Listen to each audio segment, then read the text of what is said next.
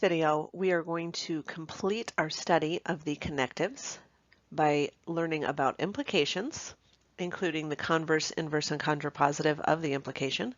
And implications are just if-then statements, and biconditionals, which are if and only if statements. So again, in our last video, we were introduced to what is a proposition and talked about the first of the connectives, which is the negation, not P, the conjunction, P and Q, or the disjunction, P or Q. That was all covered in video 1. So here in video 2, we will be talking about the implication, the if-then statements, and along with implication, there's a converse, inverse, and contrapositive, and the biconditional, which is the if and only if statement. And if you're a math nerd, if and only if you're a math nerd, you will write if and only if as IFF. Let's look at our first connective of this video, which is the implication. The implication, sometimes called a conditional statement, because we are saying that something is true based on the condition that something else is true. So an implication of propositions P and Q is denoted P and a one-directional arrow, Q, and it's read either if P then Q or P implies Q, which of course both of those mean the same thing. Now the truth values on this one can get a little bit tricky, so I'm going to go through the truth table with you. Remember, on the left side, we're just going to do our normal P's and Q's. True, true, true, false, false, true, false, false. So on the left side of my truth table, that's where I just give all of the different combinations. And again, if you are one of my students, this is the way I would like you to write that, because it just makes it a lot easier for me to grade the right side of your work.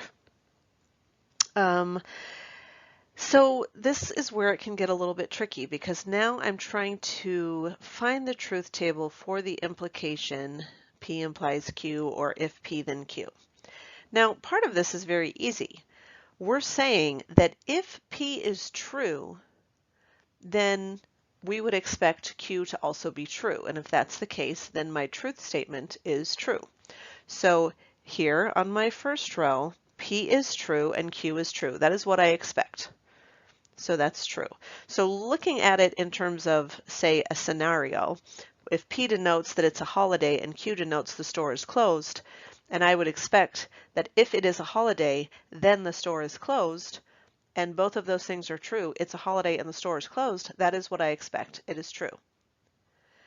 For my second line, if it is a holiday, true, and the store is not closed, then that's not what I expect to have happen. That is false.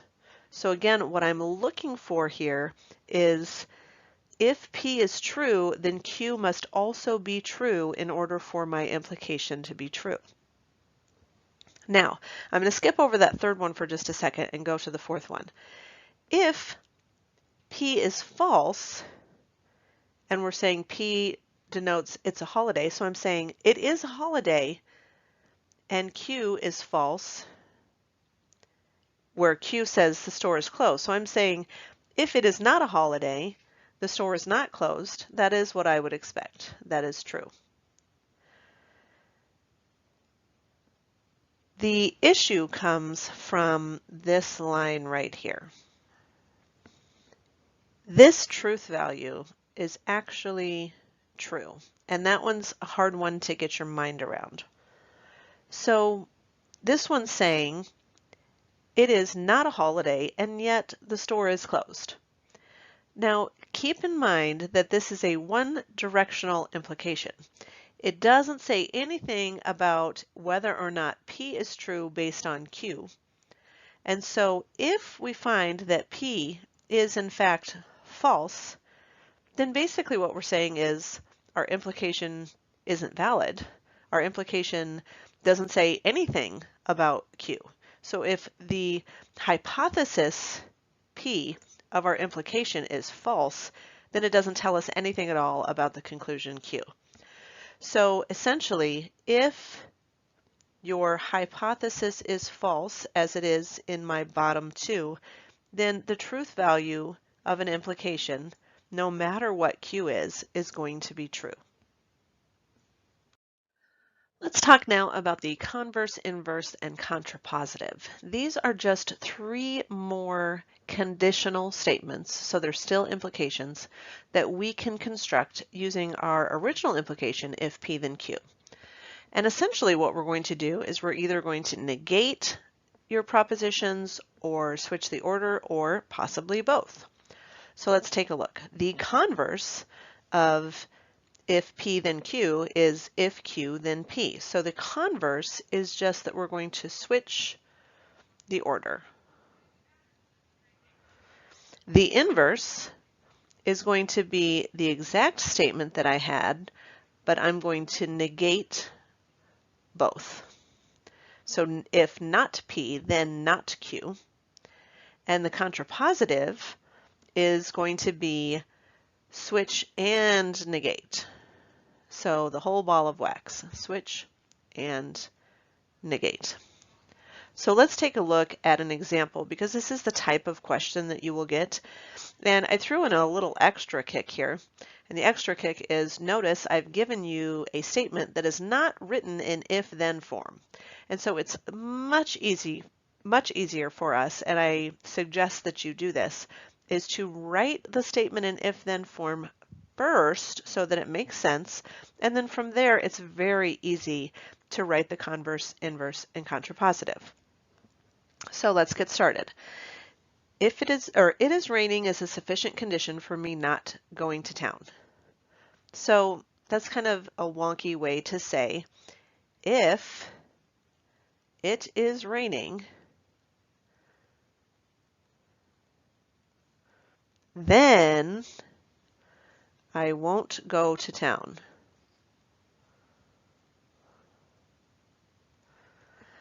Now, why did I do that? Because I have my if and I have my then, and then this is a proposition. It is a statement that is either true or false. It is raining.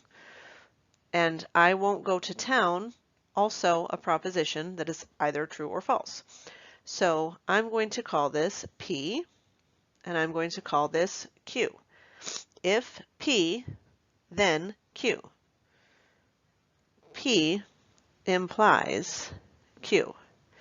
That is my original statement. So I haven't done any work yet. I've just gotten ready to do my work. So now let's talk about the converse, inverse, and contrapositive. The converse says if Q, then P. So I'm going to say, if I won't go to town, or if I don't go to town, then it is raining. So all I did was switch the order. I didn't change any of the positives or negatives. So notice this is a won't go to town, so it's already sort of negative. I didn't switch that here. All I did was switch the order.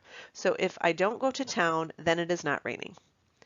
The inverse means I'm keeping this exactly the same order, if P then Q, but I'm just negating each statement or each proposition. So if it is not raining, because I'm doing not P, if it is not raining, then I will go to town, because I'm negating a negative, so that makes it positive.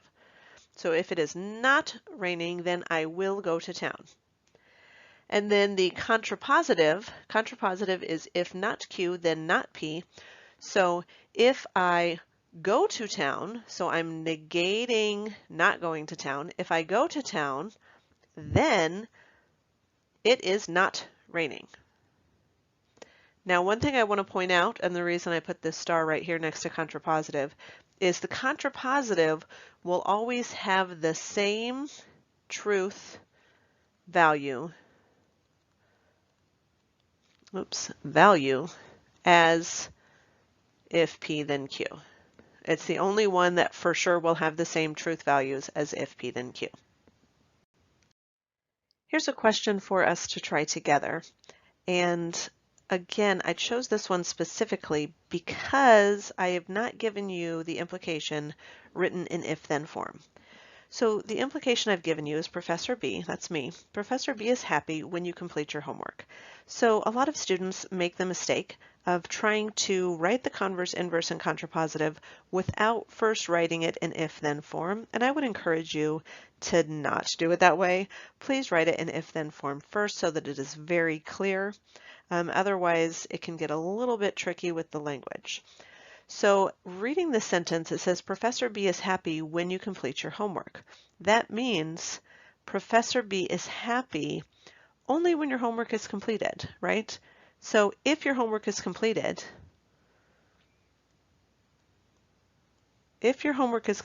then Professor B is happy. Not only then, but that's what the implication says, is if you complete your homework,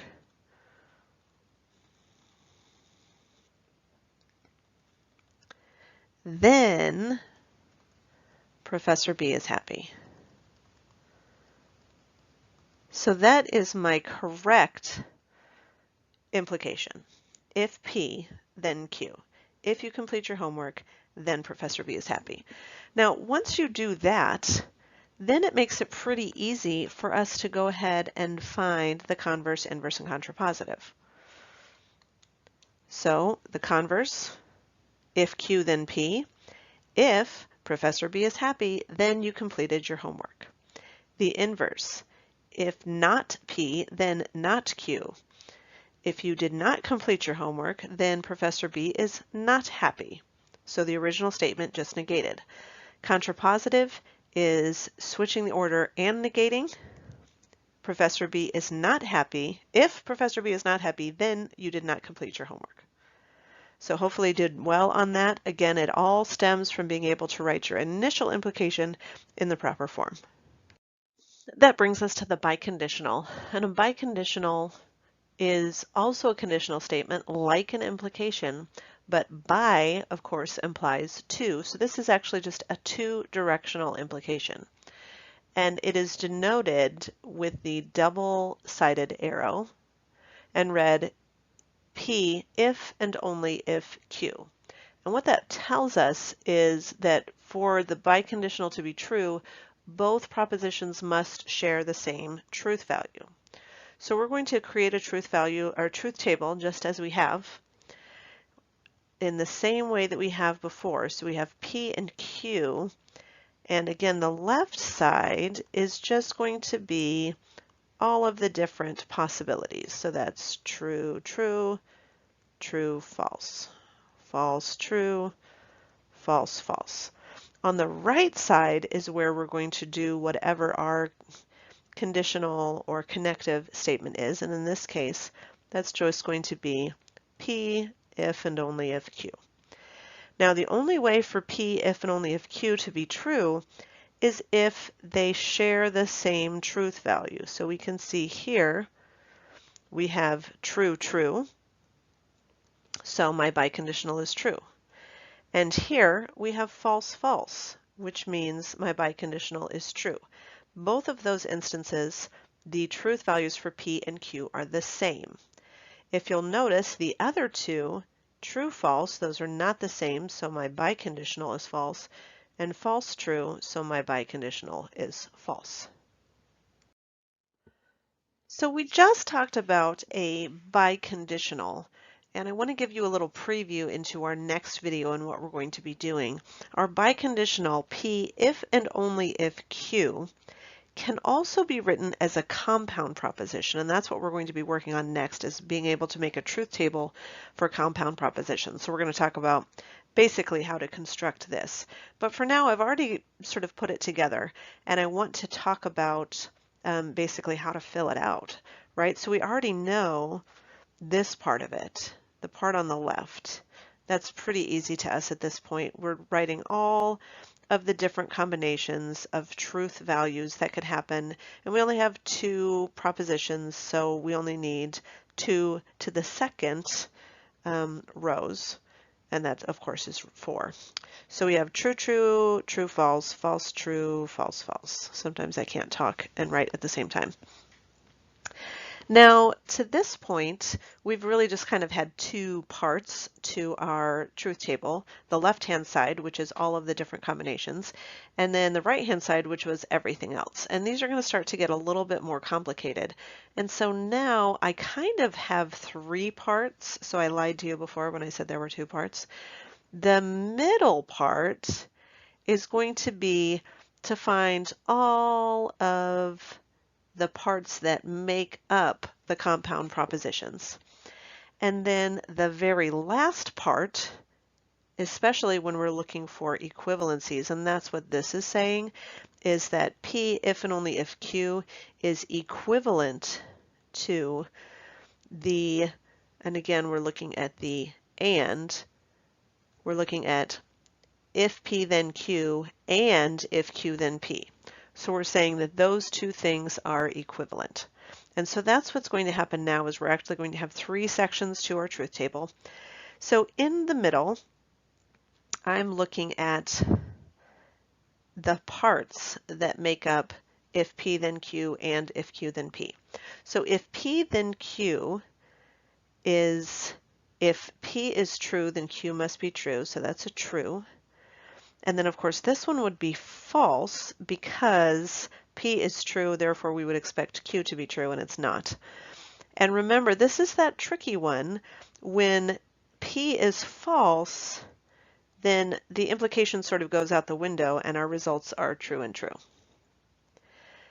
And then we're going to do the same thing, if Q then P. So if Q then P, that's going to be true.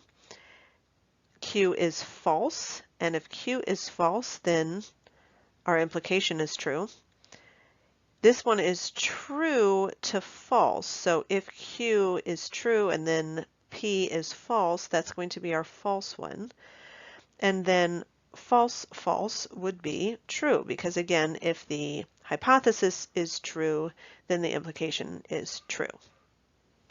So that's just parts that are going to help us determine these two columns. And what I'm trying to do in these two columns is to show that the truth values are exactly the same. So let's take a look. We'll start here. We'll do this one in green. So we have if P then Q and if Q then P. So what does that tell me? That tells me I have to have both of those things to be true. So that's true here because I have true, true. Here I have false, true, so that's false because I need both trues. I have true, false, so that's false. And then I have true, true, so that's true. So I need them both to be true in order for that to be true. We just did the if P then Q. And again, for that one, we need both P and Q. And I'm going to get rid of these. We need P and Q. Oh, I messed that up, didn't I? True, true, true, false, true, false. We need P and Q to have the same truth value. So that's here, and that is here. We'll do this one in blue. So that means true goes here and true goes here. And these don't have the same truth value.